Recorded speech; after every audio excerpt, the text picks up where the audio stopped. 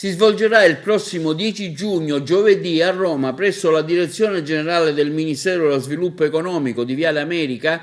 la manifestazione di protesta Mani Pulite sulla comunicazione, il cui titolo non ha bisogno di commenti in quanto parla da solo. Il pluralismo radiotelevisivo è sotto attacco dei poteri forti che vorrebbero accentrare in poche mani i mezzi di comunicazione nazionali e locali.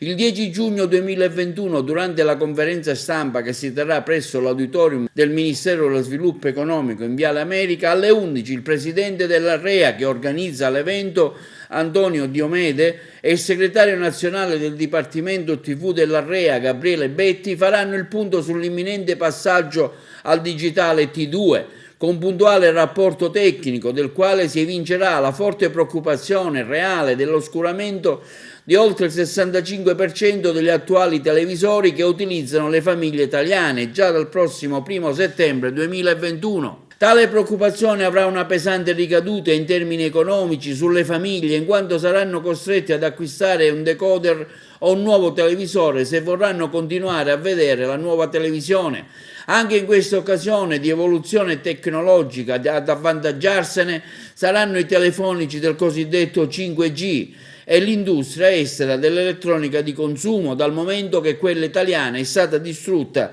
grazie al Ministero dello Sviluppo Economico italiano in passato. Si tratta di miliardi e miliardi di euro che gireranno per ingrassare le solite tasche sulle spalle degli italiani. L'operazione del digitale cosiddetto DVB-T2, sconosciuta al cittadino, rovinosa per gli editori radiotelevisivi, accade solo dopo 10 anni da quella del digitale DVB-T1, in un momento di grande crisi economica e pandemica, e investe altre tematiche del sistema radiotelevisivo. Investe anche la riforma del famigerato DPR 146-17 per una equa ripartizione alle imprese radiotelevisive locali dei contributi elargiti dallo Stato, la capacità trasmissiva per tutte le televisioni locali a un equo prezzo di affitto, il telecomando democratico per garantire alle emittenti locali la numerazione acquisita da non perdere ascolti, la necessità per i segnali radio in FM puliti mediante un piano di assegnazione delle frequenze e l'adozione della tecnologia isofrequenziale, l'abrogazione dei dati Auditel per le TV locali,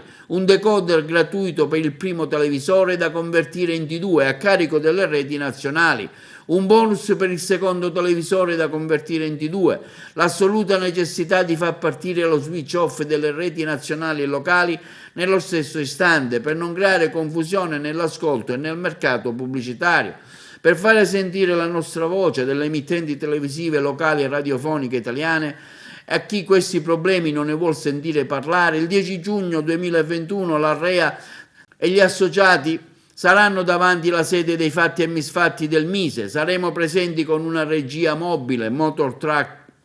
effettuare collegamenti in diretta radiofonica e televisiva nazionale, durante i quali saremo lieti di avere come ospite d'onore per poter intervistare sul tema tanti ospiti e personaggi locali, associazioni di consumatori e parlamentari che ci vorranno dare una mano. Alla manifestazione hanno aderito il sindacato dei lavoratori del settore radio TV privato della RAI, Confsan Libersind, la Federlavoro, ordini regionali dei giornalisti, associazioni di consumatori, centinaia di associazioni del sociale, della cultura, dell'arte e dello spettacolo e numerose le adesioni in favore delle TV locali da parte di tantissimi autori dello spettacolo e del mondo televisivo e radiofonico.